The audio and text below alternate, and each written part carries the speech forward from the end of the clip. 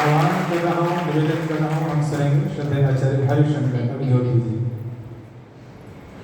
धन्यवाद आपका। आप में से कुछ सज्जन यहाँ आ सकते हैं, युवा हों जो नीचे बैठ सकें। 2-4 कुर्सियाँ खाली कर लें। अगर कोई बुजुर्ग आते हैं तो उनके लिए खाली रहें तो अच्छा है। और बीच बीच में खाली नहीं रहनी चाहिए, पीछे खाली रहें। तो जो बीच में खाली कुर्सी हो गई उनके आगे वाली कुर्सियों पर आ जाए। इधर जो बहनें भी आ सकती हैं। आप लोग इधर हो जाओ और कुर्सियाँ खाली हैं, कुर्सियाँ खाली उधर साइड में हो जाए, जिससे ना इधर कोई आएगा तो बहनें बैठ सके नीचे, तो यहाँ बहनें भी आ सकती हैं। और वैसे ना प्रवचन में आगे बैठना चाहिए, प्रवचन में आगे बैठा करो। और नौटंकी में नहीं, कहीं नहीं बैठना चाहिए। नौटंकी में कहीं नहीं बैठना चाहिए, ना आगे ना पीछे। देखो अच्छा लगा ना, बहुत अच्छा। कुर्सियाँ आगे भाई सब खड़ी हुई रही पुरुष लोग इधर आ जाएंगे थोड़ा। चलो ठीक है, कुर्सियों पर बैठ जाएंगे। चलो धन्यवाद, बहुत सुंदर। और जो युवा हैं और किशोर हैं उन्हें आगे ही बैठना चाहिए। एक बार हम सब लोग सीधे बैठ जाएंगे, गायत्री मंत्र का पाठ करेंगे, मन है स्थिति अनुकूल बनाएंगे। ओम भूर्भुवः स्वः तत्सवितुर्वरेण्यं भर्गो देवस्य धीमहि धियो यो नः प्रचोदयात्। ओम वेदाहमेतं पुरुषं महान्तं आदित्यवर्णं तमसः परस्तात् तमेव विदित्वात् मृत्युमेति नान्यपन्था विद्यते जनाय। ओम शांति शांति शांति। बोलो वैदिक धर्म की, विश्वर दयानंद जी महाराज की, बोलो भारत माता की। पवित्र वेदी पर विराजमान सम्माननीय महाशय श्रीमान भानु प्रकाश शास्त्री जी, जो बड़े ही तपस्वी हैं, खूब मेहनत की है, बहुत लंबा समय प्रचार में लगा रहे हैं, इस कार्यक्रम का बहुत अच्छे से संचालन कर रहे हैं आर्य समाज के धर्माचार्य यज्ञ के ब्रह्मा सम्माननीय सूर्यदेव जी, सम्माननीय आचार्य विश्वदेव जी, आचार्य जगतपाल जी, आचार्य गणेश जी, आचार्य विश्व और सम्माननीय सुभाष आर्य जी, आर्य समाज के सुयोग्य प्रधान जी सम्माननीय श्रीमान जगदीश प्रसाद आर्य जी, और आर्य समाज के उनके सहयोगी सभी अधिकारीगण, मंत्री जी, कोषाध्यक्ष महोदय, अन्य सभी आर्य समाजों और सामाजिक धार्मिक शैक्षणिक संगठनों के अधिकारी कार्यकर्ता महानुभाव, प्रबुद्ध और जागरूक धर्म के अभिलाषी सज्जनों, वंदनीया पूजनीया श्रद्धेया मातृशक्ति, प्यारे बच्चों, नौजवान साथियों और सभी नगरवासियों, बहुत सुंदर सा उपदेश अभी आप सुन रहे थे बड़े अच्छे संगीत के साथ। हम घर कैसे चलाएं, मैं इस समय पर एक ही चर्चा करूंगा आपके बीच। वैसे आप मुझे आज जो चर्चा करूंगा उसका पहले का जो पार्ट है उसे आप YouTube पर सुनिएगा,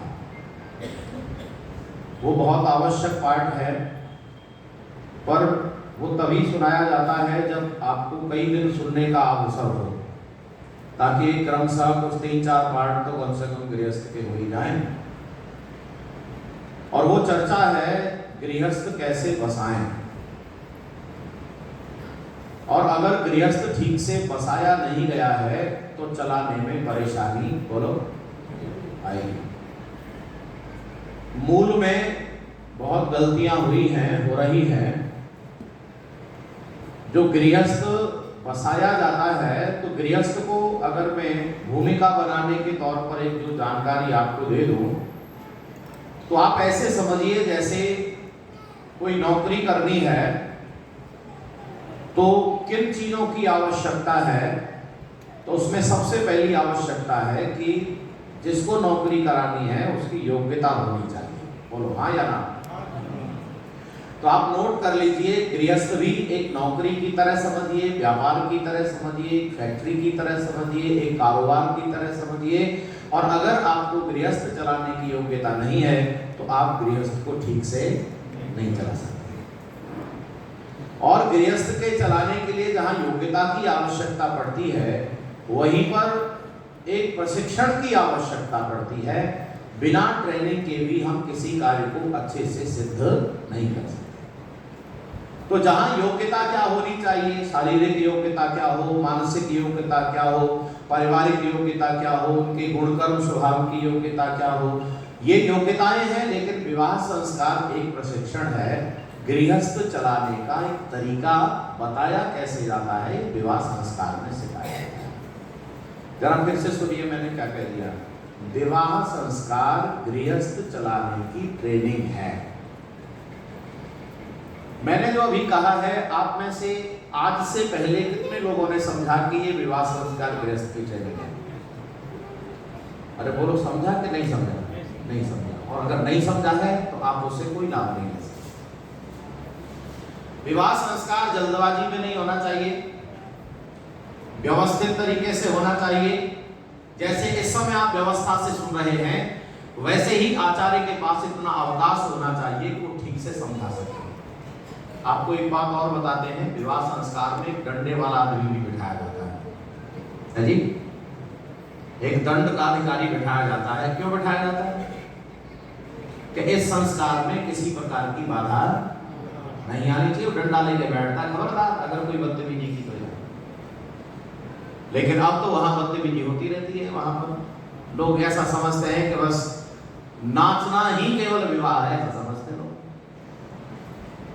प्यारे बंधुओं, जब ये ट्रेनिंग हो जाती है तब उसे समझ में आता है कि मैं गृहस्थ को कैसे चलाऊं। और आपको ये जानकर अच्छा लगेगा कि महर्षि दयानंद ने पुस्तिका लिखी है बहुत अच्छी, उसका नाम है संस्कार विधि। संस्कार विधि नाम की जो पुस्तक है उसमें सारे संस्कार हैं, विवाह संस्कार भी है। और विवाह संस्कार के बाद एक प्रकरण लिखा है, गृहस्थ धर्म प्रकरण। उसे आप लोग फुर्सत में पढ़ लेना। संस्कार विधि हर घर में होनी चाहिए। अगर किसी घर में नहीं है तो आप अभी खरीद लीजिए या उपस्थित होंगी। हर घर में होनी चाहिए और आपको समय समय पर उसे पढ़ना चाहिए। जो भी अवस्था हो, उस अवस्था से संबंधित कर्तव्य क्या है। जैसे बालक अभी जन्म ले रहा है, जन्म ले लिया है, तो उस समय पर उसे कैसे समझना है, कैसे उसे चलाना है, इसकी जानकारी दी हुई है। उसका नाम है जात कर्म संस्कार। वहां से बच्चे का जन्म हो गया तो कैसे चलना है, इसके पीछे का अध्याय भी है। बच्चे को जन्म देना है तो गर्भ के अंदर बच्चा है तो उस गर्भिणी स्त्री को कैसा व्यवहार करना है अपने लिए, अपनी संतान के लिए, और अपने घर के लोगों को कैसा व्यवहार करना है उस देवी के लिए कि जो अपने गर्भस्थ शिशु का पालन कर रही है। अगर वातावरण ठीक है तो अच्छी संतान को जन्म देंगे, और अगर वह गर्भिणी स्त्री रोती है, परेशान होती है, तो गर्भस्थ शिशु भी परेशानी देने वाला ही पैदा होगा। नोट कर लो क्या कह रहा हूं। इसीलिए हमें वहां से शुरू करना है और एक एक अवस्था के अनुसार हमें जानकारी लेनी है। अब बच्चा 10 दिन का हो गया, नामकरण हो गया। आप प्रश्न करो, नामकरण की क्या जरूरत है, नाम क्यों रखा जाता है, कैसा रखा जाता है। इसके बाद उसका निष्क्रमण संस्कार होता है, घर से बाहर निकालना है, तो इसका मतलब क्या करना है। फिर अन्नप्राशन है, चूड़ा करना है, मुंडन है, यज्ञोपवीत, सारे संस्कार, ये सारे संस्कार ट्रेनिंग है उस स्थिति से आगे जीवन चलाने के लिए। मेरी बात पहुंची आप तक?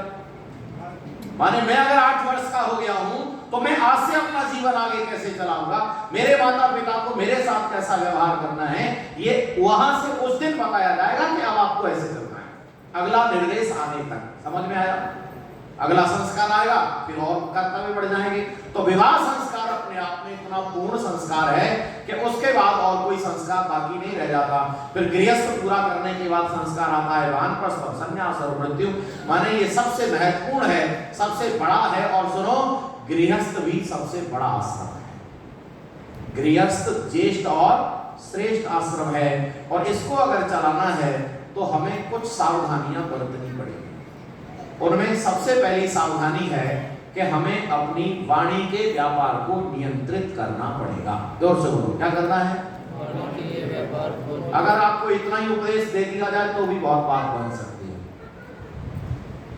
अगर हमने वाणी के व्यापार को ठीक कर लिया, वैसे मैंने जो अनुभव किया है वो यह है कि लोगों ने सबसे ज्यादा परेशानियां वाणी से ही पैदा कर ली हैं। कुछ लोग तो ऐसे हैं, मेरे पास इतना वक्त नहीं है कि मैं बहुत ज्यादा विस्तार से जाऊं। मैं वाणी के व्यापार के बाद एक मंत्र आपके बीच रखूंगा, उस मंत्र की चर्चा करूंगा। यहां वाणी के व्यापार के संदर्भ में इतना समझ लीजिए कि वाणी के 4 दोष होते हैं। पारुष्यम अनृतम चैव पैशून्यम चाप सर्वसा असंबद्ध प्रलापस्य वाङ्मयस्य चतुर्विधा। ये गृहस्थ के लिए भी उतना ही उपयोगी है और कहीं संस्था या समाज के अंदर भी हम जा रहे हैं उतना ही उपयोगी है। अगर व्यक्ति अपनी वाणी के व्यापार को इन दोषों से रहित कर लेता है और जहां खड़ा होगा वहां बहुत अच्छी व्यवस्था कर सकता है। वाणी का सबसे पहला दोष है कठोर बोलना।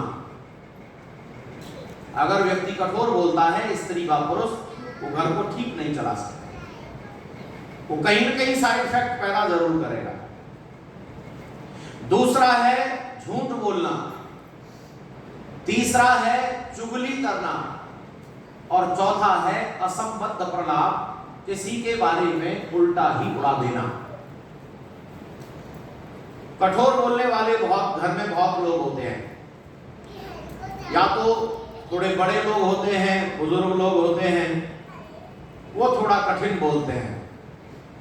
उन्हें ऐसा लगता है हम बड़े हैं तो कैसे भी बोलेंगे चलेगा, ऐसा नहीं है। हाँ, जब तक चलेगा जब तक लोग आपको झेल पाएंगे, लेकिन अगर आपका झेलना बंद कर दिया तो आपको दरकिनार करके एक तरफ कर देंगे, तुम अपना जिंदगी जियो और हम अपना जिएंगे। और कुछ लोग ऐसे होते हैं घर में जो ताजा ताजा झूठ बनाते हैं। अरे ताजा ताजा झूठ बनाते, इतना झूठ बनाते हैं ऐसा लगता है झूठ बनाने की फैक्ट्री है क्या। झूठ बोलते रहते सुबह से शाम तक झूठ। ऐसे लोग घर नहीं चला सकते, समाज भी नहीं चला सकते। एक उदाहरण सुन लो, बात एक रोचक तरीके से समझ में आ जाएगी। हम लोग आज कार्यक्रम के बाद फ्री होते हैं तो अक्सर घूम लेते हैं, या तो पर्याप्त जगह है आपके आर्य समाज में तो यहीं टहल लेते हैं, नहीं तो बाहर निकल जाते हैं। एक गांव का कार्यक्रम था, एक महाशय जी ऐसे ही टहलने के लिए निकले। कार्यक्रम से एक सज्जन और थे, वो भी साथ हो लिए कि महाशय जी मैं भी चल रहा हूँ हमारे साथ, हमारे चल गए। वो दोनों जा रहे थे, महाशय जी और उनके साथ। सामने से एक व्यक्ति आ रहा था, उसने पूछा, महाशय जी से पूछा झूठे आदमी के साथ कहां जा रहे हैं? तो महाशय जी ने उससे पूछा, वो तो निकल गया कह के। तो महाशय जी ने उस व्यक्ति से पूछा कि भाई ये आदमी मुझे झूठा बता रहा था। तो वो क्या कहता है, ये मेरा दोस्त है और दोस्त को कुछ भी कह देते हैं। आप ये देखना कि ये व्यक्ति हर बात को एक ही वाक्य में रफे दफे करता रहेगा, देखना। अच्छा, रफा दफे कर दी कि नहीं बात, बोलो कि ये कौन है, ये मेरा मित्र है और मित्र तो कुछ भी कह देते, बात खत्म। लेकिन थोड़ी दूर ही चले थे, एक व्यक्ति और आ गया। उसने प्रश्न दूसरा किया, महाशय जी कहां जा रहे? तो जा कहां रहे थे, अच्छा बताओ? घूमने जा रहे थे। लेकिन पता क्या कहता है, रोहतक जा रहे। बस ना कह दिया रोहतक जा रहे। अब महाशय जी को पक्का पता चल गया कि आदमी झूठ बोलता है। तो उस महाशय जी ने पूछ लिया, भाई ये बता तुमने ये क्यों कह दिया कि तो रोहतक जा रहे, हम तो घूमने जा रहे थे। तो वो कहता है ऐसे ही निकल गया था, बात खत्म। अब देखो, घूम करके लौट के आ रहे थे, इतनी देर में महाशय जी सोच रहे थे वो आदमी मिल नहीं जाए। कौन सा वाला जो ये पूछ रहा था कहां जा रहे, और कमाले वो मिल गया। और जैसे ही वो मिला, अच्छा उसे क्या करना था, क्या कहना था बताओ? भाई तुम तो रोहतक जा रहे थे, बड़ी जल्दी लौट के आ गए। उसने यही प्रश्न किया, मैं आप तो रोहतक जा रहे थे। अब महाशय जी उसके मुंह की तरफ देख रहे, बोलेगा क्या? और सुनो क्या कहा उसने कहा देख भाई रोहतक तो जा रहे थे पर जो रोहतक जाके काम करना था वो यहीं बढ़ गया। अब देखो तो सही नजारे देखो, आपको बताऊं मैंने। अच्छा बात खत्म। अब वहां से यहीं से रुका नहीं गया, उससे कहते रहे ये बता इतना झूठ बोलता क्यों है? तो पता क्या कहता है कि मैं झूठ नहीं बोलता हूं, अपने आप बन के निकलता रहता है। अच्छा ऐसे लोग घर चला लेंगे, समाज चला लेंगे, और ऐसे लोग अच्छा बताओ है कि नहीं? जो से बोलो, घरों में मिलेंगे आपको ऐसे लोग, घरों में, अपने घरों में मिलेंगे, और वो ये समझाना चाहते हैं कि बस हम जो कह रहे हैं वही सही है। झूठ बोलने वाला आदमी घर नहीं चला सकता, चुगली करने वाला आदमी घर नहीं चला सकता, और किसी के बारे में गलत प्रचार करने वाला आदमी भी घर नहीं चला सकता। वाणी के और भी दोष हैं। ज्यादा बोलना भी वाणी का दोष है, ज्यादा बोलना भी वाणी का दोष है। बेसमय बिना समय के बोलना, और सुनो अगर वाणी पे कंट्रोल नहीं किया ना तो संसद की सदस्यता भी रद्द हो जाएगी। अरे बोलो हाँ या ना? कौन जाओ ही जान लेके गया है आपको। अब वाणी के गुण सुनो, वाणी के 3 गुण हैं। पहला गुण है विद्या युक्त, जोर से बोलो क्या है? सबसे पहला गुण है वाणी का। अगर आप बोलना चाहते हो तो बोलो, सारी दुनिया सुनेगी, लेकिन क्या होना चाहिए आपकी वाणी में? योग्यता। जोर से बोलो क्या? योग्यता। तथ्य और प्रमाण होने चाहिए। आप कितना अच्छे से प्रस्तुत कर रहे हो ये होना चाहिए। कितना उतार चढ़ाव करना है वाणी में, कब रुकना है, कब बोलना है, इसको कहते हैं विद्या युक्त। एक विद्या के अंतर्गत ढेर सारे गुण आ गए वाणी में। दूसरा है सत्य भाषण युक्त, और तीसरा गुण है वाणी का माधुर्य युक्त। केवल मीठी वाणी नहीं, मीठी वाणी तो चापलूस भी बोलते हैं, लेकिन उनकी वाणी में न तथ्य होता है, न प्रमाण होता है, न ही सत्य होता है।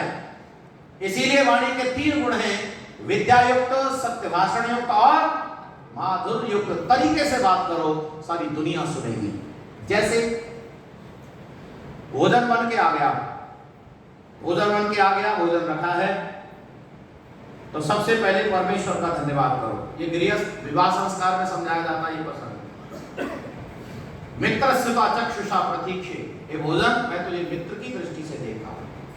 परमेश्वर को धन्यवाद किया, परमात्मा को धन्यवाद करो, और परमात्मा को धन्यवाद करने के बाद जो परोस रहे उनको धन्यवाद करो, जिन्होंने बनाया उनको धन्यवाद करो। और बीच बीच में भोजन करते करते ये जरूर कहा करो, वाह भोजन बहुत बढ़िया बना है, ये जरूर कहा करो। है जी? समझ में आ रही है बात? ये जरूर कहो, चाहे भोजन खराब क्यों न बना हो, और अगर खराब लग रहा हो तो ये बताओ फिर भोजन बहुत बढ़िया बना है पर नमक थोड़ा कम पड़ता तो और अच्छा है। डायरेक्ट मत कहो, ये तरीका है बात करने का। और अगर आप डायरेक्ट कह दोगे क्या भोजन बनाती है, कभी नमक ज्यादा, कभी नमक कम, कभी मिर्ची ज्यादा, तो पता है देवी क्या कहेगी, एक दिन तू बना के देख, तुझे समझ में आ जाएगा बनता कैसे है। अरे नमक मिर्च कम ज्यादा होता रहता, उसमें क्या परेशानी की बात है। इसीलिए धैर्य से काम लेने की जरूरत है। बात करने का सलीका सीखो, जीवन में आनंद आ जाएगा। और आपको मैं एक बात कहकर मैं प्रसंग आगे बढ़ाता हूँ, और मैं आपको सच बताऊं, मैं बरबस रोकूंगा आज मैं इस चर्चा को करते करते कि मैं क्या समझा दूं आपको, क्योंकि मेरे पास इतना ज्यादा सामान है इस विषय पर और बड़ा आनंददायक विषय है। मैं 1-2 बातें जरूर आपको ऐसी बताकर जाऊंगा। वाणी के विषय में केवल एक बात सुनो, फिर आगे बढ़ेंगे। आप जरा जोर से बताना, आप ये जानते हो कि नहीं कि हम अगर वाणी का सदुपयोग करें तो सामने वाले का बीपी हाई भी नॉर्मल हो सकता है। बोलो हाँ या ना? देखो कितने कमाल की बात। अगर आप वाणी को इतने तरीके से प्रयोग करो कि आदमी उबल रहा हो तो भी शांत हो जाएगा, और वाणी का प्रयोग ऐसा भी है, शांत बैठा हो तो उबलने लगे। है जी? बोलो हाँ या ना? और देखो आप इतने जानकार हो, दोनों बात जानते हो, पर नॉर्मल ना करते, उबालते ही रहते हो। बोलो हाँ या ना? उबालने का काम ज्यादा करते हो। और कुछ लोग तो इंटरेस्ट लेते कि उबाल थोड़ा और आनंद आ रहा है। नहीं बंधु, वाणी का सदुपयोग करो, इसमें बड़ा आनंद है। हम लोग जब पढ़ रहे थे तो उस समय हमारे सामने कई ऐसे शब्द आए, कई ऐसी लाइनें आई। एकः शब्दः सम्यक् ज्ञातः संप्रयुक्तः। अगर एक ही शब्द को भली प्रकार प्रयोग करें तो सारी कामनाओं को सिद्ध करा सकता है। वाणी का प्रयोग इतना आनंद देने वाला हो सकता है। मेरी बात पहुंची आप तक? नहीं पहुंची, पर आनंद आया नहीं आपको? मैंने क्या कह दिया? अगर वाणी का सदुपयोग ही ठीक कर लिया जाए तो सारी कामनाओं को सिद्ध किया जा सकता है। सारी कामनाओं को, इतना आनंद है वाणी में।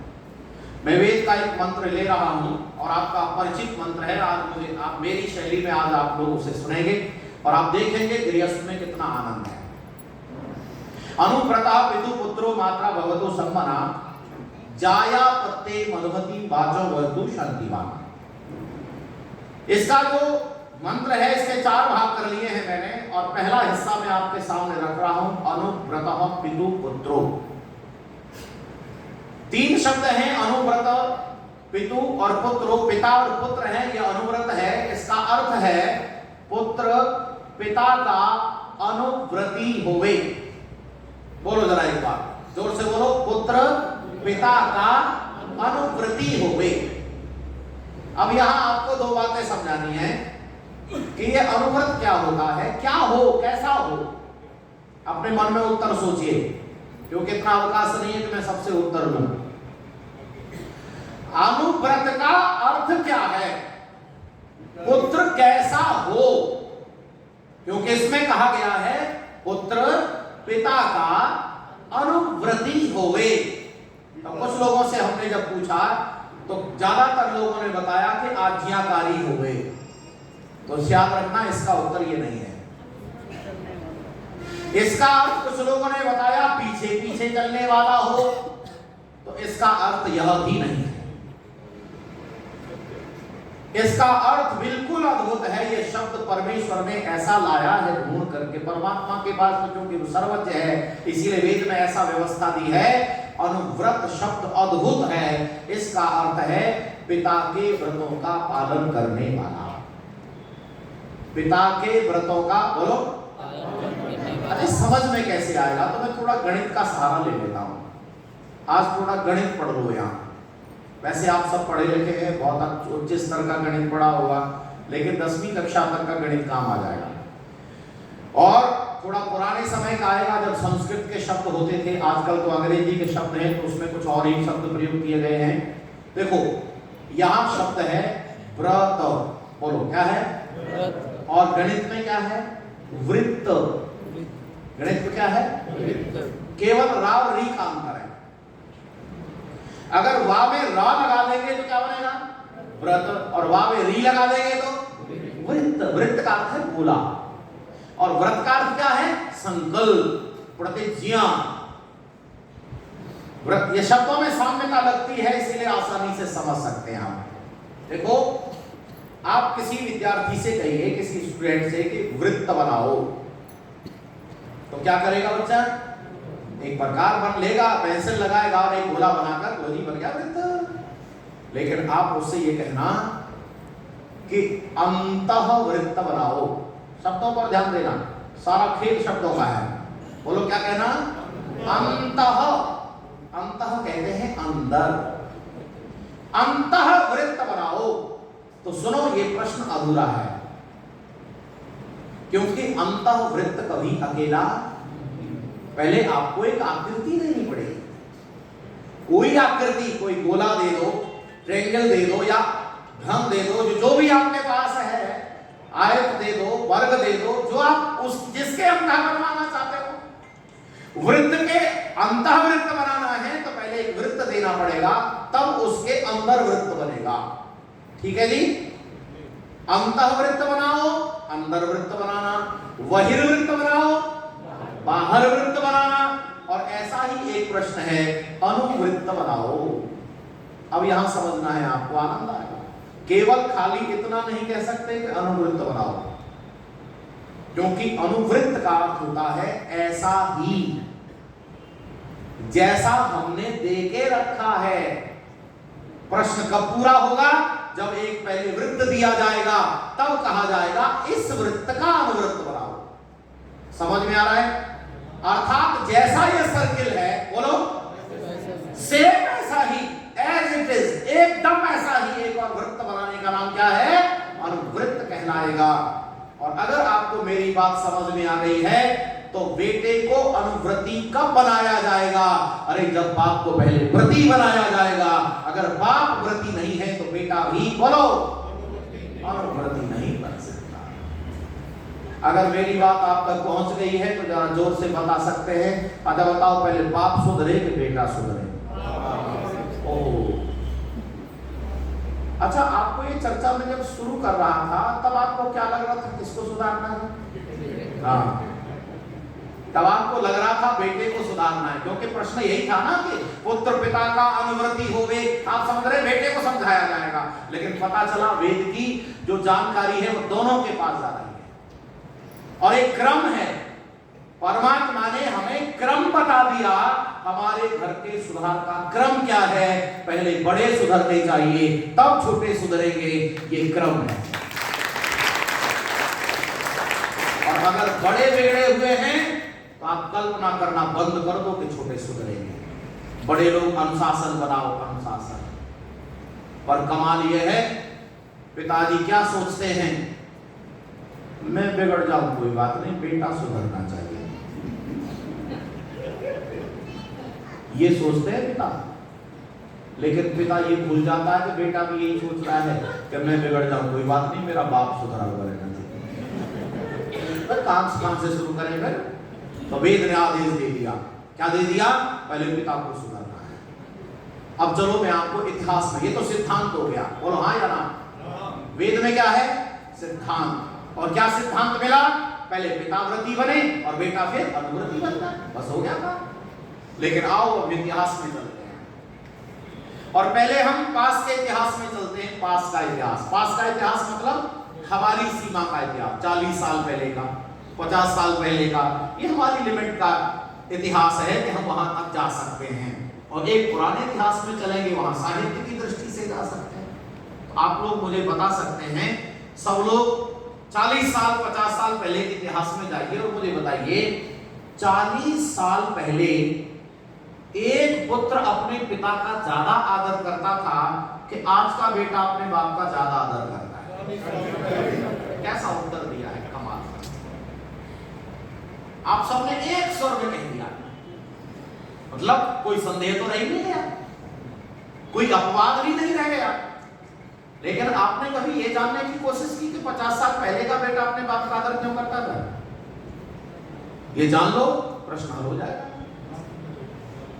अरे 50 साल पहले का पिता आदर्श पिता होता था, आज का पिता, बोलो, आदर्श पिता नहीं रह गया है। केवल इतना अंतर। 50 साल पहले का पिता झूठ नहीं बोलता था, 50 साल पहले का पिता अनियमितताएं नहीं करता था, चोरी नहीं करता था, परिवार के अंदर उसका एक अनुशासन होता था। और केवल उसका ही अनुशासन नहीं होता था, बड़े जितने लोग होते थे उनका अनुशासन रहता था। तो बड़े लोग, अरे बच्चे तो कई बार पिता से बात ही नहीं करते थे, मां को सहारा बनाकर पिता से बात करते थे, इतना खौफ रहता था पिता के अनुशासन। क्योंकि ठीक कह रहा हूं क्या मैं? और अब क्या हाल हो गया है? पुराने समय 40 साल पहले अगर कोई भी बालक के सामने पिता की बुराई करता होता तो बेटा कहता, सुनो, मेरे पिता की बुराई मत कर देना, नहीं तो मेरे से बुरा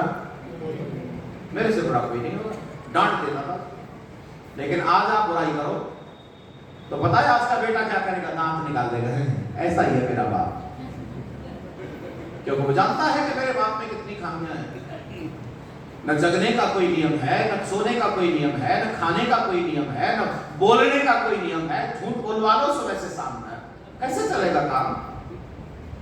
आओ लोग पिता को आदर्श बनाने का क्रम परमात्मा ने आदेश में दिया है कि पहले पिता को अपने जीवन शैली अपनानी पड़ेगी। वैदिक जीवन शैली पिता अपनाता है तो पुत्र अपने पिता को अपना आदर्श मान लेता है। और आपने कई घरों में देखा भी होगा, जो पुत्र अपने पिता को आदर्श मानते हैं, याद रखना वही आदर्श घर बन पाते हैं। आओ अब मैं थोड़ा और पुराने इतिहास की ओर ले चल रहा हूं। पुराना इतिहास है, मर्यादा पुरुषोत्तम श्री राम बन जा रहे हैं और आज मर्यादा पुरुषोत्तम श्री राम से प्रश्न पूछो और ये पूछो, ये बताओ आप जो बन जा रहे हो, ये व्रत किसका है, ये संकल्प किसका है, ये प्रतिज्ञा किसकी है? जरा बोलो किसकी है? पिता की है या राम की है? कमाल की बात है ये कितने कमाल की बात है कि संकल्प है पिता का और पालन करने बेटा जा रहा है। अनुव्रतः पितु पुत्रो इसको कहते हैं, क्योंकि उस परिवार का अपना नियम है, रघुकुल रीत सदा चले आई, प्राण जाए पर वचन। और सुनो, ये राम का व्रत नहीं है, और अगर ध्यान से देखो तो दशरथ का भी व्रत नहीं है। अरे ये तो उनके खानदान का व्रत चला आ रहा है, और जिस परिवार के अंदर ऐसे व्रत चले आ रहे हो वह संतान चलकर अच्छी नहीं बनेगी। जिस समय वन में है, भरत वापस करने आए हैं कि भ्राता राम आपको वापस चलना पड़ेगा, मैं चाहता हूं, प्रजा चाहती है, गुरुदेव चाहते हैं, सारी जनता चाहती है, लेकिन फिर भी राम क्या कहते हैं? सुनो भरत, मैं पिता को सत्यवादी बनाना चाहता हूं। ओहो, नोट कर जाओ एक बात, बोलो क्या? मैं पिता को सत्यवादी बनाना चाहता हूं। अच्छा बताओ, पिता सत्यवादी कब रहेंगे? जब राम वन में रहे और भरत राज्य करे, पिता सत्यवादी तभी रहेंगे। इसीलिए इसमें कोई समझौता होने वाला, बोलो, जबकि पिताजी है नहीं। अब बोलो है क्या? पिताजी तो चले गए, लेकिन पिताजी के मरने के बाद भी जो पिता के व्रतों का पालन करता है, वही एक वेद की मर्यादा का पालन करने वाला बेटा कहलाता है। और इतनी मर्यादा जिस दिन परिवार में आ जाएगी, उस दिन आनंद से आने से कोई नहीं रोक सकता। प्यारे बंधु, अब मैं आपको लोक व्यवहार में ले चल रहा हूं। मेरी शुरुआत जब उस समय थी, जिस समय में गुरुकुल से निकला था, तो मैं आगरा में स्थानीय कार्यक्रम देता था, और जहां मैं ठहरता था वहां आर्य समाज का बहुत बड़ा हॉल सभागार, इससे भी ज्यादा कई बड़ा था। तो वहां शाम को मैं अक्सर कुछ आसन प्राणायाम वगैरह कराता। कुछ माताएं बहनें बंधु भी आते, बच्चे बहुत आते, तो मैं उनको बीच बीच में उपदेश करता रहता। देखो भाई, माता पिता का कोई विकल्प नहीं है, उनका मुकाबला किसी से नहीं हो सकता। माता पिता हमारे लिए सबसे बड़े हितैषी होते हैं, इसीलिए उनका आदर किया करो। बच्चे लोग स्कूल जाओ तो पैर छू कर जाओ, लौट कर आओ तो पैर छू, कहीं बाहर जा रहे हो तो पैर छू कर जाओ, नमस्ते करके जाओ, लौट के आ रहे हो तो नमस्ते करो। जब मैं ये सिखा ही रहा था, इतनी देर में एक बालक खड़ा हुआ और कहता है, सुनो आचार्य जी, मैं मां के तो पैर छू सकता हूं, बाप के नहीं छू सकता। एकदम सभा में कह दिया उसने, और मुझे अद्भुत लगा, क्योंकि मैं तो ऐसी कल्पना ही नहीं कर सकता कि कोई बालक ऐसा भी कह सकता है। वो कहता है मैं मां के पैर छू सकता हूं, लेकिन बाप के नहीं छू सकता। मैंने उसे बुलाया कि तू चुपचाप बोल, धीरे से बोल, तेरे बच्चों में संस्कार खराब होंगे, इधर आ चुपचाप, मुझे बता प्रॉब्लम क्या है। तो वो कहता है मेरा बाप शराब पीता है, जुआ खेलता है, अपने व्यापार का ध्यान नहीं रखता है। अब पता है मेरे से क्या कहता है? अब आप ही बताओ, ऐसे बात का आदर करो क्या? माने अपनी आफत मेरे ऊपर डाली। मैं भी सोच में पड़ गया, भाई क्या करूं। खैर उस समय मेरे मन में आया, मैंने उसको बताया कि पिता पिता होता है, उसका आदर कर, परमेश्वर की कृपा होगी, एक दिन सब ठीक हो जाएगा। परमेश्वर के ऊपर विश्वास करके मैंने उस बच्चे को ये बस ऐसे ही लाइटली उसको कह दिया कि बेटा तू अपने बाप का आदर किया कर, प्रभु की कृपा होगी, सब ठीक हो जाएगा। वो बच्चा चूंकि मुझे में श्रद्धा रखता है, आता है, मुझे अपने मार्गदर्शक के रूप में स्वीकार करता है, इसीलिए उसने अपने पिता के पैर छूना शुरू कर दिया। यह सामान्य बात है, अभी तक तो कोई बात हुई नहीं, उसके पिता को भी कुछ पता नहीं क्या हो रहा है, लेकिन उसके पिता से मुलाकात होती थी। उस घटना के बाद मुलाकात जब हुई तो थोड़ी देर बातचीत करने के बाद मैंने उनसे पूछा, सेठ जी एक बालक ऐसा कहता है मेरा बाप गलत है, मैं आदर नहीं करूंगा। तो सेठ जी आप बताओ ऐसा बालक ठीक कहता है क्या? अगर कोई बालक ऐसा कहता है तो ठीक कहता है क्या? ये प्रश्न मैंने उसके पिता से किया। अब देखो उसके बालक का प्रश्न उसके पिता के सामने आ गया। अब पिताजी सोचने में पड़ गए। अच्छा बताओ क्या सोचा होगा? कम से कम आप इतना तो अंदाजा लगा ही लो। उसने इतना तो सोचा ही होगा कहीं मेरा तो नहीं कहता, और उसने ये बात पता कर ली होगी क्योंकि मेरा तो पैर छूता है, मेरा तो नहीं कहता होगा। उसे क्या पता कि पैर छू कहां से रहा है? पीछे की कहानी तो कुछ मालूम ही नहीं उसे। खैर उसने अपने आप को निश्चय कर लिया कि मेरा नहीं कहता होगा क्योंकि मेरा तो पैर छू रहा है। और सेठ जी ने कहा कि आचार्य जी जो बालक ऐसा कहता है वो ठीक कहता है। हमने कहा सेठ जी सावधान हो जाओ, अगर आपका ही बालक ऐसा कहता है तो आप क्या करोगे? और ये बात आज आप जितने पिता बैठे हैं सबके लिए है। आप अपने ऊपर इस प्रश्न को लागू कर लो और अभी देखो कैसा आनंद आता है। आप अगर ना हिले हो तो मुझे बता देना, आप अंदर से हिले कि नहीं हिले कि मेरा बेटा अगर ऐसा कहता है तो मैं क्या करूं? ये समीक्षा का विषय है आज के समय पर। जो ये कहते हैं संतान बिगड़ गई, हमारा कहना नहीं मानती, बच्चे वहां जा रहे, बच्ची वहां जा रही, ऐसा क्यों हो रहा है? ये समीक्षा करो अपने अंदर। आप सच बता रहा हूं, सेठ जी का चेहरा देखने लायक था। एकदम सारा का सारा रंग उतर गया। ऐसा लगा जैसे कहीं धरती निकल गई हो पैरों के तले। संभाल करके कहते हैं सेठ जी, क्योंकि वो मुझे जानते हैं कि मैं आर्य समाज का प्रचारक हूं, मैं आर्य समाज का पुरोहित हूं। तो मेरे से कहते हैं आचार्य जी मैं आपको विश्वास दिलाता हूं, अगर मेरा बेटा ऐसा कहता है तो मैं आज से सारे गलत काम बंद कर दूंगा, एक अच्छा जीवन बना सकूंगा। देखो परमेश्वर की कैसी कृपा हुई। उस व्यक्ति ने शराब पीना बंद कर दिया, उस व्यक्ति ने जुआ खेलना बंद कर दिया, अपने व्यापार को जाने लगा। व्यापार बहुत अच्छा था उसका, संभालने लगा, ठीक हो गया। उसके बेटे ने कई दिन देखा, और कई दिन देखा तो पिता बदला बदला नजर आया। एक दिन उसने जब डिसाइड कर लिया तो दौड़ करके मेरे पास आया, और मेरे पास आया तो दौड़ कर आया था, इसीलिए थोड़ा सा सांस तेज चल रही थी। मैंने क्या हुआ रे? क्यों कहता गजब हो गया, क्यों कहता कमाल हो गया। मैंने क्या हो गया? तो कहता मेरा बाप सुधर गया। ओहो, उसके चेहरे की खुशी का क्या ठिकाना। प्यारे बंधुओं आप अनुभव करो, अरे जिसके माता पिता अच्छे होते हैं उनकी संतान को अपने माता पिता पर कितना गर्व होता है, उसके आनंद का वर्णन नहीं किया जा सकता।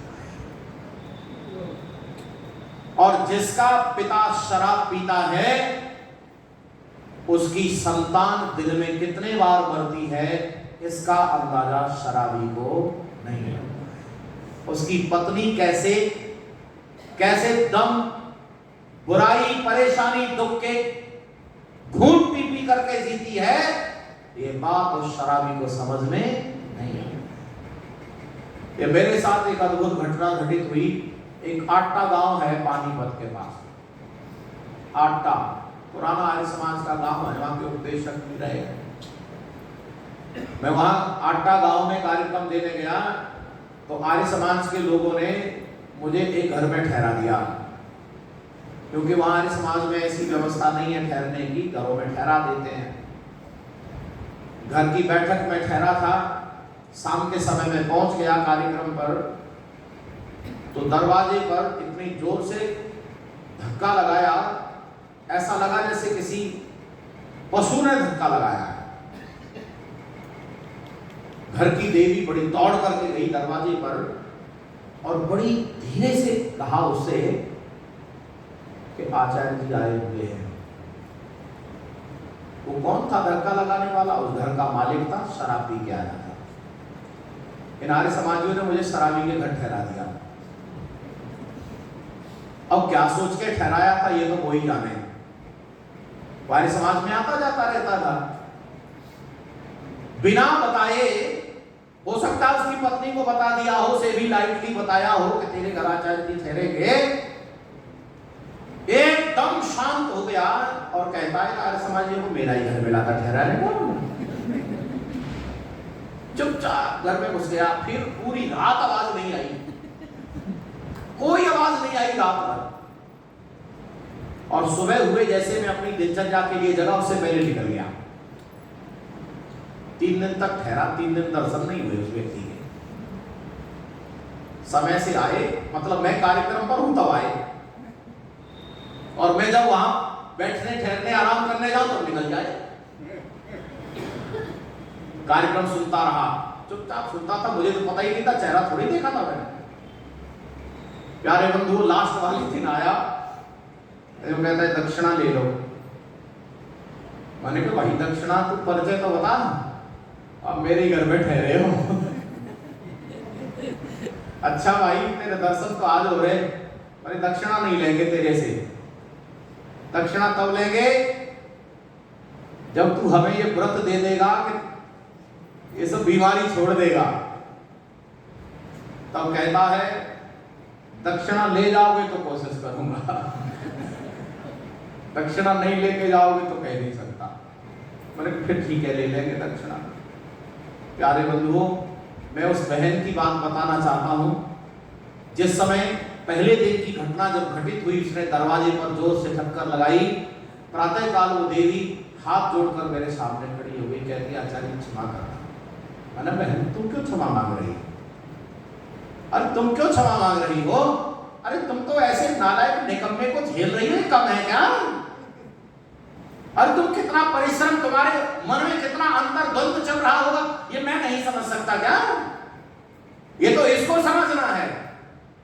प्यारे बंधु, घर बर्बाद हो जाते हैं जिन घरों में बड़े लोगों की आदतें खराब हो जाती हैं। और अगर आप घर को सही में सुधारना चाहते हो तो पहले बड़े लोग सुधरो। बड़े लोग जितने भी बड़े हैं, अगर दादा है तो पहले दादा का जीवन शैली अनुशासन में होनी चाहिए, और अगर पिता है, ताऊ है, चाचा है, उनकी जीवन शैली ठीक होनी चाहिए। और कमाल तो तब होता है जैसे बच्चा मोबाइल से खेल रहा है, उसे कहते हैं मोबाइल मत देख। बच्चा पूछता क्यों, और दिमाग खराब हो जाता है इससे। अच्छा खुद मोबाइल देख रहा है तो बच्चा पता है पलट के क्या कहता है, तुम क्यों देख रहे हो, तुम क्यों देख रहे हो, तुम्हारा दिमाग खराब नहीं होगा? अच्छा जवाब दे दो, क्या देते?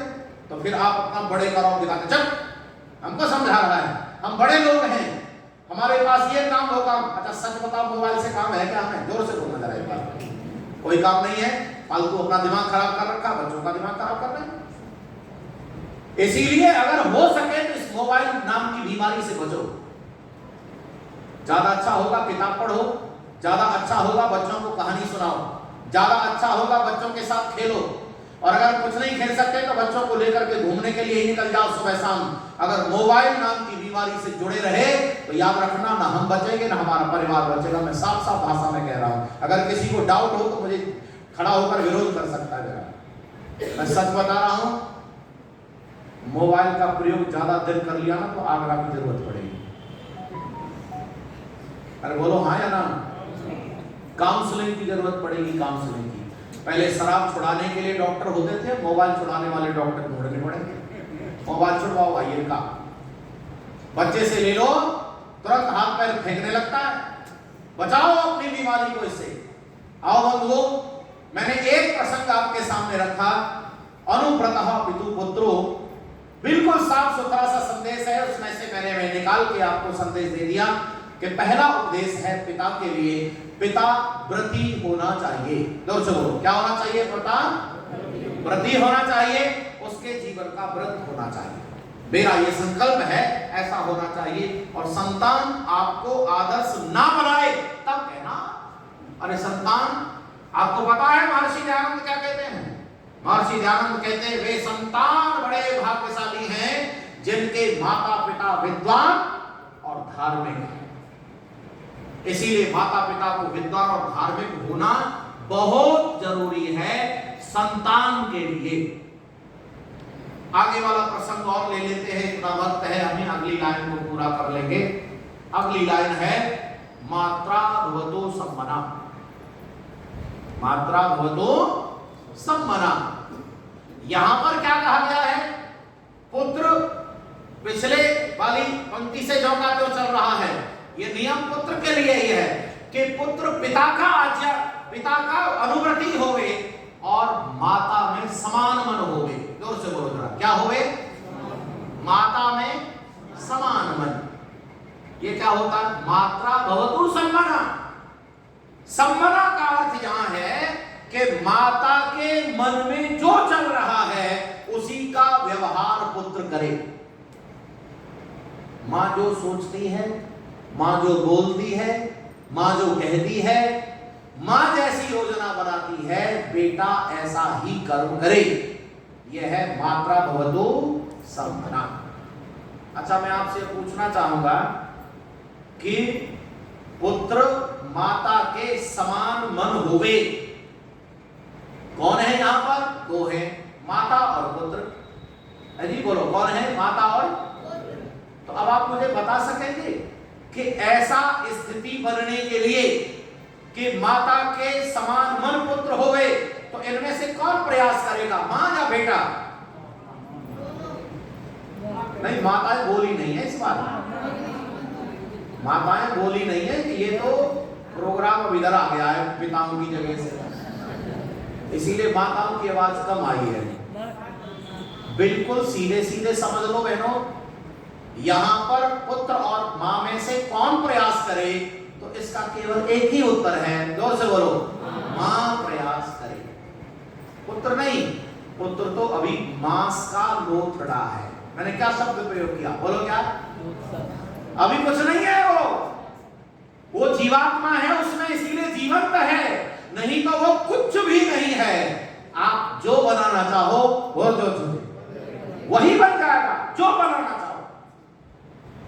मैं इसे ऐसे भी कह सकता हूं, अगर मां जानकार है तो बच्चे को कैसा भी बना सकती है, और अगर जानकार नहीं है तो बच्चे को कमजोर बना सकती है। इसका सरल उदाहरण बताता हूं, अगर मां जानकार नहीं है तो यहां के बाल उड़ा सकती है अपने बच्चे के। क्या कह दिया मैंने? बोलो, यहां के बाल उड़ जाएंगे। क्यों उड़ जाएंगे?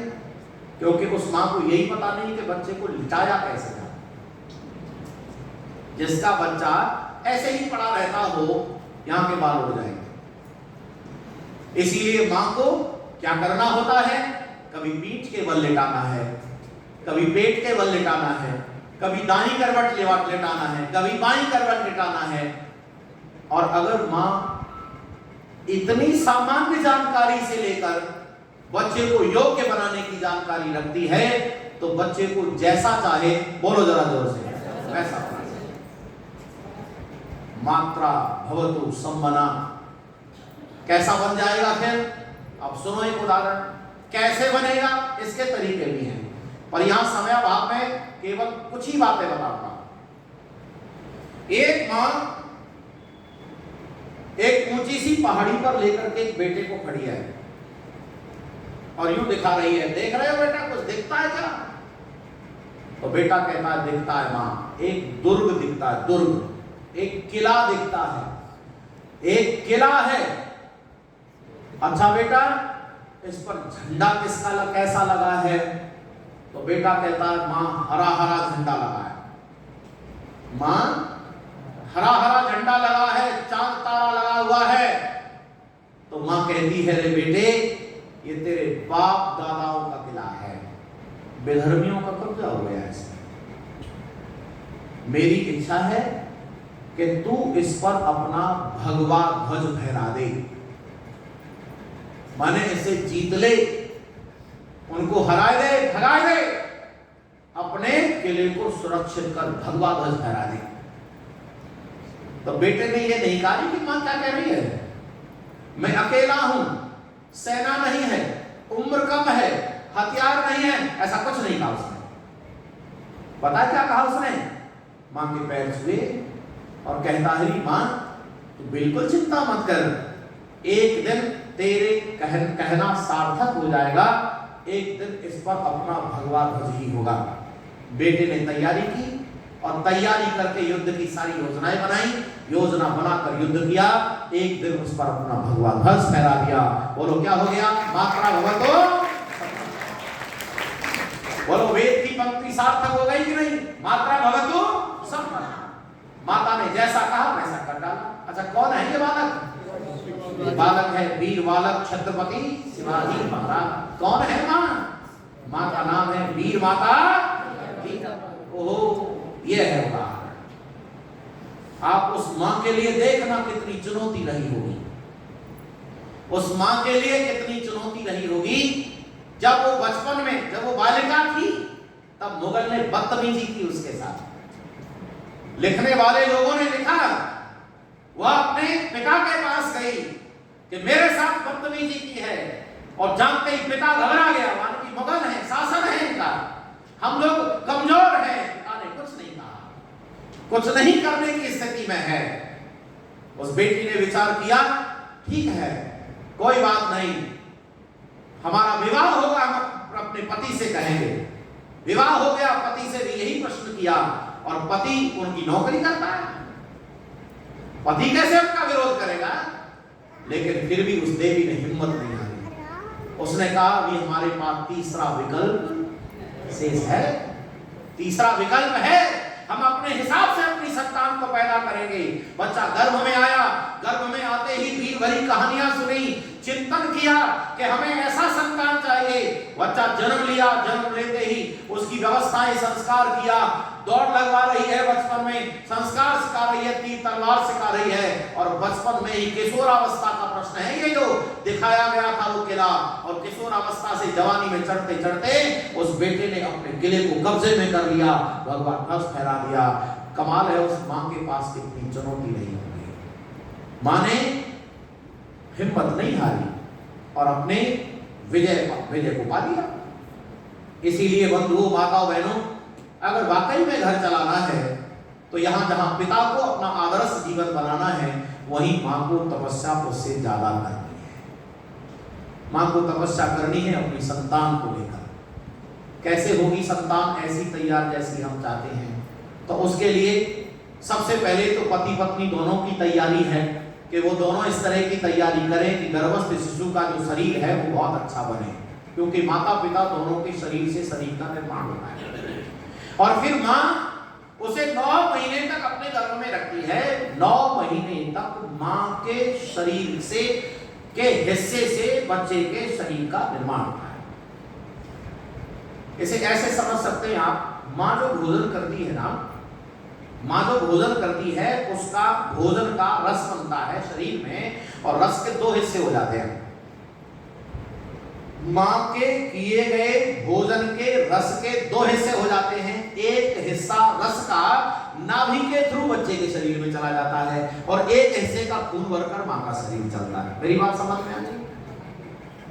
अब माँ को कितनी सावधानी बरतनी पड़ेगी कि उसे क्या खाना है और क्या नहीं खाना है। हमारे ब्रज में हमने बड़ी बुजुर्ग माताओं से सुना था कि कुछ गर्भिणी स्त्रियां मिट्टी के चूल्हे होते थे, चूल्हे को फोड़ के खा लेती थी। क्यों जी, आपके यहाँ भी ऐसा होता था क्या? नहीं, मैं अपने यहाँ की बात कर रहा हूँ, क्योंकि आपके यहाँ की तो पता ही नहीं। अच्छा, अगर जो बहन मिट्टी के चूल्हे को फोड़ करके खा रही है, हनुमान को पैदा करेगी ना, बेचारा सही पैदा होगा तो। इसीलिए ज्यादा जरूरी है कि उस समय पूरे घर का, देखो 2 चीजें हैं, एक शरीर का निर्माण, एक मस्तिष्क का निर्माण।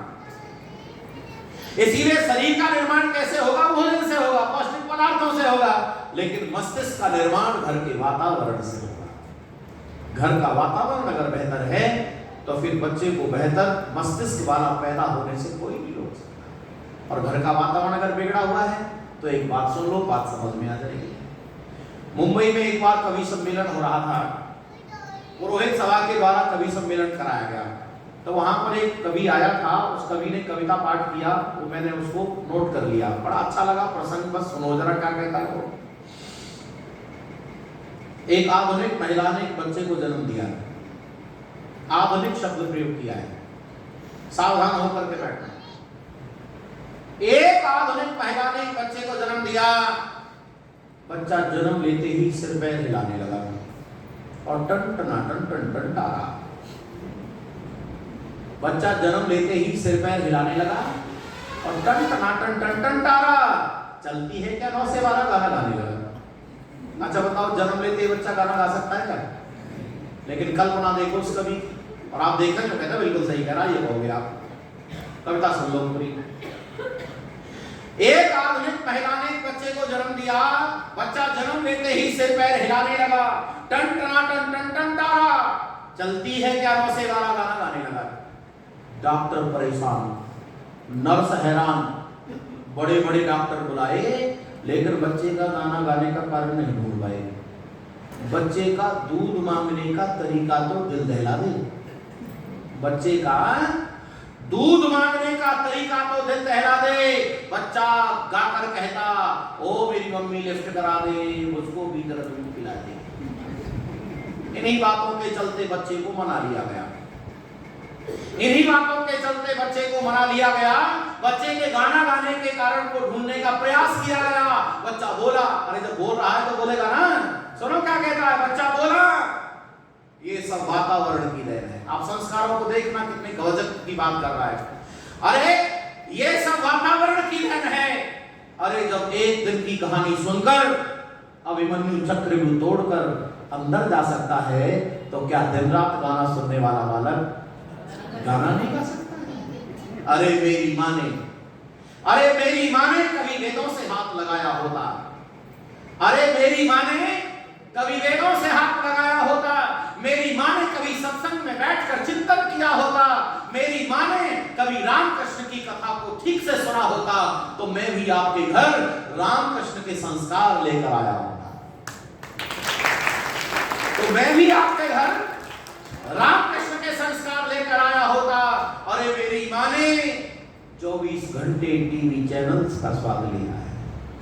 ये उस समय की है कविता जिस समय टीवी होते थे, मोबाइल ऐसे नहीं होते थे आज के जैसे। और नहीं तो ये कवि कहता, मेरी माँ ने 24 घंटे मोबाइल का स्वाद लिया है। अरे मेरी माँ ने 24 घंटे टीवी चैनल्स का स्वाद लिया है। मेरी माँ ने बच्चे को नहीं, टीवी को जन्म दिया है, टीवी को जन्म दिया है। अच्छा बोलो, सही कह रहा कि गलत कह रहा? कहां से पैदा करेंगे हम संस्कारी बच्चे? क्योंकि हम जब अपने आप पर नियंत्रण नहीं कर सकते, अपने आप का अनुशासन नहीं बना सकते, तो हम अच्छी संतान को जन्म भी, बोलो, आपको याद है श्रीमंत उन्नयन संस्कार होता है 6 से 8वें महीने में। तो क्या हो रहा है, पुरोहित जी बैठे हैं, पुरोहित जी कहलवा रहे पति से, पत्नी से, कहो किम पश्यसी, क्या देख रही हो? अच्छा वो क्या देख क्या रही है? वो देख रही है खिचड़ी बनाई गई है मूंग तेल चावल की बराबर मात्रा में, और उस पर पर्याप्त घी चढ़ाया गया, पुष्कल घी गर्म करके डाल दिया खिचड़ी के ऊपर। इतना घी है कि उसमें देखोगे चेहरा दिखेगा। तो पति से कहलवा रहे हैं पुरोहित जी, बोलो पूछो क्या देख रही है? और पहले कहते तुम देखो इसमें चेहरा दिखेगा, देख रही है। तो उससे फिर पूछा जाता कि पश्यसी, ए देवी तुम क्या देख रही हो? तो पता है वो क्या कहती है? वो कहती है प्रजाम पश्यामि। जोर से बोलो एक बार, क्या कहती है वो? क्या मतलब है इसका? वो कहती है तुम्हें क्या लग रहा मैं चेहरा देख रही हूँ? अरे आपको क्या लगता है मैं चेहरा देख रही हूँ? अरे मैं तो अपनी संतान को देख रही हूँ। और नोट करो, जो 24 घंटे, जो देवी 24 घंटे अपनी संतान का चिंतन करती है, उसका अच्छा निर्माण होता है संतान का। और जो देवी अपनी डेंटिंग पेंटिंग में लगी रहती है, जो देवी केवल अपनी ही डेंटिंग पेंटिंग में लगी रहती है, वो एक अच्छी संतान को जन्म, बोलो कितना बड़ा तप है एक माँ के लिए। इसीलिए माँ अच्छी संतान को जन्म दे सकती है तो नियम के अधीन रह करके दे सकती है। तो यहाँ हमने माता पिता के लिए उपदेश समझ लिया, यहाँ पर अंतर्निहित है संतान के लिए भी। जब माता पिता हमारे लिए हमें सौभाग्यशाली बना रहे हैं, तो हमारी वजह से माता पिता भी, बोलो, सौभाग्यशाली रहने चाहिए। मेरी बात समझ में आई कि नहीं? जब माता पिता ने तपस्या करके हमें सौभाग्यशाली बना दिया, तो हमें उनकी अच्छे से सेवा करके उनको सौभाग्यशाली बनाना चाहिए। उनको लगना चाहिए कि उन्होंने संतान पैदा करके कोई गलती तो नहीं की। ऐसे आज लगने लगा है कि हमने गलती कर दी। जब संतान सिर फोड़ने लगती है तो क्या कहते हैं, इससे तो बढ़िया नहीं होती। अपनी गलती नहीं सोच पा रहे हैं, लेकिन यहां वेद में दोनों तरह की बातें हैं। एक उनके लिए कि पहले संतान को अच्छे से तैयार करें, और फिर संतान का कर्तव्य होता है कहीं ऐसा ना हो जाए, नोट करो जरा, कहीं ऐसा ना हो जाए मुंबई में एक मां अपने घर में कंकाल बन गई। कंकाल, क्या नाम है उसका? आशा साहनी। नोट कर लेना, उस पर नेट पे खोज लेना। बेटा विदेश में है और वो जिस घर में रहती है 8 करोड़ का घर है, 8 करोड़ का। कहीं आप ये समझ रहे हो कि वही किसी कमजोर घर की रही होगी। 8 करोड़ का तो घर है उसका, उसके बैंक में कितना बैलेंस होगा। ऐसे घर, बड़े घर की महिला भी ऐसी स्थिति में मरी कि उसे अंत्येष्टि नसीब नहीं हुई, कंकाल बन गई। कंकाल। बेटा आता है और कहानी थोड़ा जल्दी से समझ लो। पहले बेटा फोन करता है, मां कहती है बेटा मेरे से रहा नहीं जाता है, तू मुझे अपने साथ ले चले आया आ जा। तो सुनो बेटा क्या कहता, मैं मां बहुत जल्दी आता हूं। तो हो सकता है आपको लगे कि बेटा बड़ा चाहता है मां को। मैं मां बहुत जल्दी आता हूं, 1 साल बाद आता है। अब तो समझ में आ गया होगा कितना प्यार करता है अपनी मां को। फोन भी नहीं किया 1 साल तक। और जब आता है तो दरवाजा जब खुलता नहीं है तो तोड़ करके जब अंदर जाते हैं तो पलंग पर कंकाल पड़ा हुआ है। ओहो, फॉरेंसिक जांच कराई गई, तब पता चला कि ये तेरी मां है। कहीं मेरा देश इसी ओर तो नहीं जा रहा है? बोलो हाँ या ना? मेरा देश इसी ओर जा रहा है। तो इसके लिए जहां हमें माता पिता को समझाना है, वहां नई पीढ़ी को भी समझाना है कि मां क्या होती है और पिता क्या होता है, और माता पिता क्या होता है। अगर ये नहीं समझा पाए तो याद रखना भविष्य बहुत खतरनाक हो जाएगा। समय बातचीत का पूरा हो गया है। एक सभा और है कल फिर चर्चा करेंगे। आप सब ने धैर्य से सुना। अच्छा, आपको लगा कि नहीं लगा कि भूख बहुत ज्यादा भी और चलना चाहिए? ये गृहस्थ वाला जो कार्यक्रम है चलना चाहिए कि नहीं? ये इतना चलना चाहिए कि जब तक ऐसा न लगे कि हाँ भाई सबको समझा दिया। देखो इसमें सारे प्रसंग हैं, भाई के लिए भी है, पुत्र के लिए भी है, बहन के लिए भी है, बहू के लिए भी है, सास के लिए भी है, सबके लिए है। क्योंकि परमात्मा का आदेश केवल एक व्यक्ति के लिए, सबके लिए है। इसीलिए ऐसे मंत्र हैं, उनको आप अध्ययन करो। उनके मंत्रों का संकलन ऋषि दयानंद ने गृहस्थ प्रकरण में देकर रखा है। आप गृहस्थ प्रकरण पढ़ो, संस्कार विधि का आनंद आएगा। आपने धैर्य से सुना। आशा नहीं विश्वास है कि इन बातों को जीवन में उतार कर अपने घर को बेहतर बनाने का पुरुषार्थ करेंगे। आप सभी का बहुत बहुत धन्यवाद। बहुत बहुत धन्यवाद आचार्य जी का। आशा है कि आप इन बातों को व्यवहार में लागू करेंगे। सत्संग जो हुआ है इसका पूरा लाभ होगा कि जब बातें व्यवहार में नहीं हों, जब घर में विवाह की तैयारियां हों, बेटी या बेटे का विवाह हो, तब सब कुछ अच्छा ढूंढते ही लड़का वाले लड़की के परिवार को, लड़की को, और शादी की तारीख बहुत बढ़िया निकलवाते हैं। शुभ मुहूर्त चाहिए पंडित जी के पास, शुभ मुहूर्त जाकर निकलवाएंगे। टेंट वाला अच्छा, लोग जिसमें विवाह होना है पहले अच्छा, हलवाई अच्छे, सब कुछ अच्छा ढूंढेंगे। लेकिन जिसको फेरे कराने हैं उसको कोई अच्छा ढूंढता कोई भी चलेगा, बस कोई भी चलेगा, वहां कोई भी चलेगा। ऐसा यदि होता रहेगा तो ऐसा ही होता रहेगा तो हो रहा है। इसमें सुधार करने के लिए संस्कार कराने वाला जो विद्वान है ना, वो भी ऐसे ही ढूंढो जैसे लड़की के लिए लड़के को ढूंढते हो, तब समाज और हमारे परिवार का कल्याण हो सकता है। नहीं तो जैसी बात आचार्य जी ने कही है कि बाप को सर माथे है लेकिन पतनाला तो वहीं रहेगा जहाँ बह रहा है, तो कोई फायदा नहीं। प्रार्थना सबसे होगी अपने घरों में जब विवाह हो, संधि वेला, गोधूल वेला, जहाँ पर विधान लिखा है ऋषियों ने संस्कार का, उस समय विवाह संस्कार होना चाहिए। लेकिन जब पंडित जी पूरी रात बैठे बैठे ढोल नगाड़े, नाचना गाना, खाना पीना सब कुछ हो जाता है, एंड में जाकर के बोलते पंडित जी फेरे कराओ, और पंडित जी फेरे करने के लिए बैठते हैं, पंडित जी जल्दी करना भी, उस समय जल्दी करना। मुझे भी कई बार ऐसी नौबत आती है, तो मैं तो संकल्प लिया है कि विवाह संस्कार मेरे हिसाब से कराओगे तो मैं कराऊंगा, नहीं तो नहीं। फिर भी लोग जो है अपनी इच्छाएं चाहते हैं। हमें प्रयास करना चाहिए कि हम जो है विवाह संस्कार, कुछ व्यवस्थाएं तो समझे, कुछ संस्कारों की। आज बहुत सुंदर चर्चा की है। और इस चर्चा को भाई व्यवहार में लागू करो। जब जिनके अभी बच्चों की शादी नहीं हुई है ना, तो शादी जब करें तो अच्छे विद्वान पुरोहित को भी ढूंढना। जरूरी नहीं है मुझे बहुत है हिसार में, आसपास पूरे देश में बहुत बन जाएंगे, लेकिन अच्छे विद्वान पुरोहित को ढूंढना जो विवाह संस्कार को अच्छे प्रकार से करवा सके, और रात्रि में विवाह ना हो, सांझ को गोधूल वेला में हो।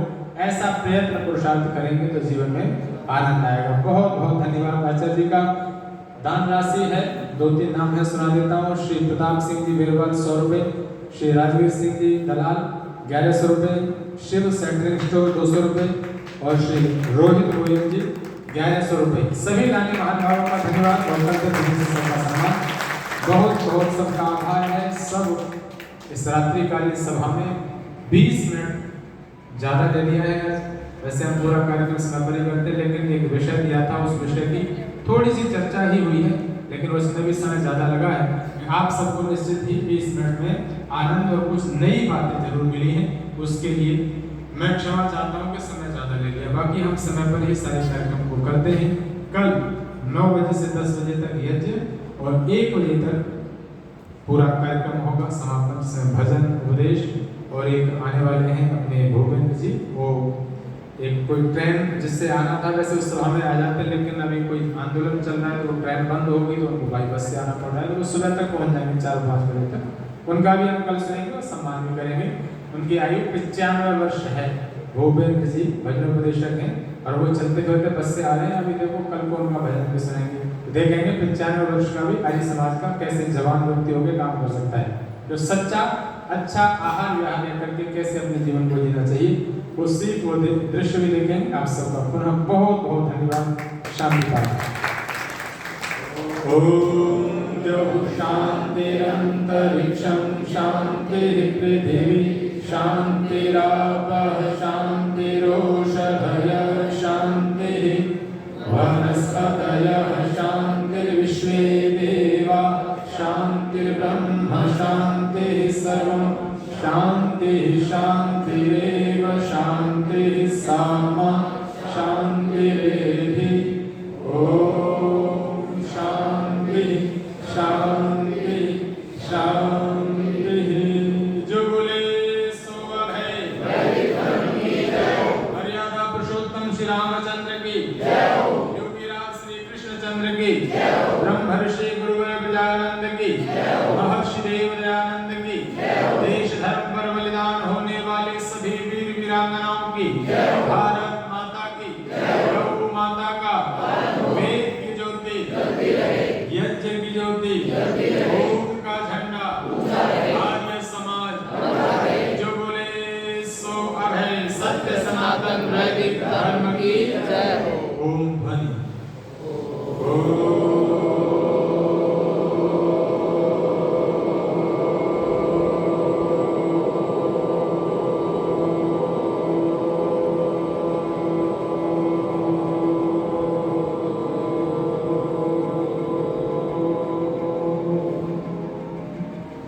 वैदिक अनुवादक सबको सादर नमस्ते। अनुराग वैदिक दर्पण चैनल है यूट्यूब पर, और आर्य समाज मॉडल टाउन हिसार के नाम से फेसबुक पर पेज है। आप इस पर एक कार्यक्रम को सुन सकते हैं, जो आचार्य जी बोल रहे हैं, जो भजन है, पूरा कार्यक्रम आप इस पर सुन सकते हैं। Arya Samaj model town Hisar Facebook ID पे और वैदिक दर्पण यूट्यूब चैनल। धन्यवाद। शुभ रात्रि।